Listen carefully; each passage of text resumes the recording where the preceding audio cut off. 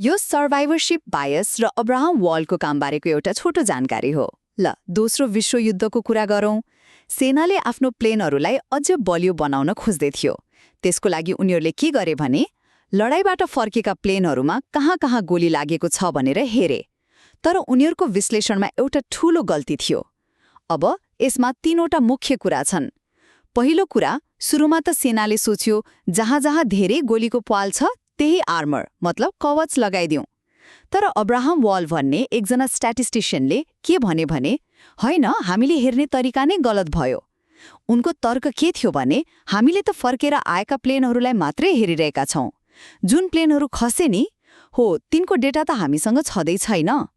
यसको मतलब के हो भने फर्केका प्लेनहरूमा जहाँ गोलीको पाल छैन त्यो ठाउँ सबैभन्दा खतरनाक हो।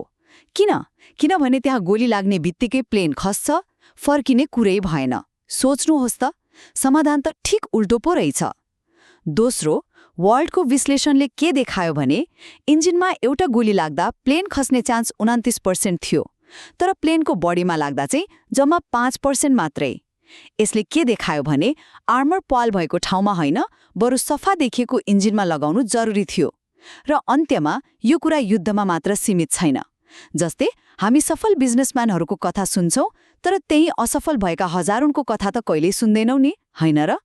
हामी सफल हुनेलाई मात्रै हेर्दा हामीले वास्तविकताको आधा अधुरो चित्र मात्रै देख्छौं। कुनै पनि कुराको पूरा सत्य बुझ्न कहिलेकाहीँ जो सफल भए उनीहरूलाई मात्र होइन, जो हराए वा असफल भए उनीहरूलाई पनि हेर्नु महत्त्वपूर्ण हुन्छ।